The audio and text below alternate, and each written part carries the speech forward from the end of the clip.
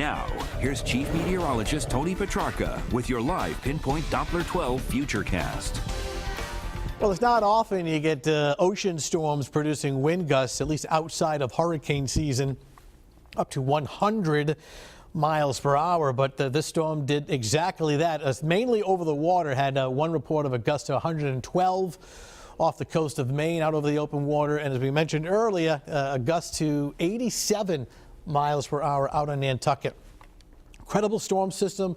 All-out blizzard across Cape Cod and the islands only, but here in Rhode Island and points further north and west, we certainly had our share of strong gusty wind, but just some snow showers and coatings of snow. Here was the powerful storm at around 8 o'clock this morning. Now, we were always going to be on the outer fringe of this storm, but the problem when you're on the outer fringe of a very powerful storm, there's really no wiggle room as far as slight changes in the track by a mere 70 miles. That can make a huge difference between a lot of snow and a lot of wind, and only some wind and a little bit of snow. So here in Rhode Island, just a little bit of snow, but just from about New Bedford on eastward, certainly enough to shovel and plow, including up to close to 10 inches Nantucket, half a foot on the Cape, Plymouth at 2, New Bedford at 1, and then pretty much the brakes on plowable snow would kind of stop right about here, not quite making it. And this is only, what, 30 miles into Rhode Island. All we had was just a coating to about a half inch down in Middletown, but we certainly had our share of strong wind gusts in Rhode Island.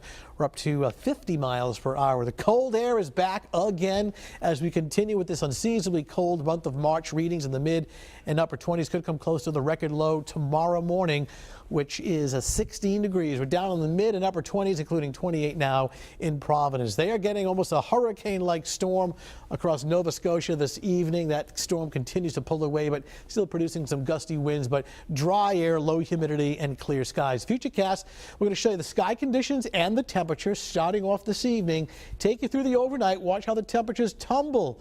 Ridiculous. Look at this for almost April. Tomorrow morning, 6 a.m. between 15 and 22.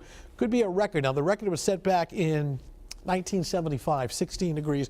We'll come close to that at the airport in Warwick. Sunshine gets to work. It's a cool day. We should be 50. We're forecasting around 41, 42.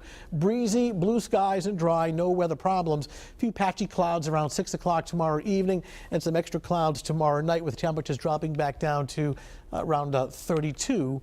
For a temperature. All right, Futurecast this evening and overnight, clear, windy, colder, down to 17, so close to the record. Tomorrow morning, starting off in the teens and going through the 20s with some sunshine, and then during the afternoon, breezy, cool and dry, blue skies and fair weather clouds, upper 30s to lower 40s. 7-day Futurecast. Note the warm-up Friday and Saturday, mid-50s. The problem, it comes with rain. Rain arrives Friday afternoon, Friday night.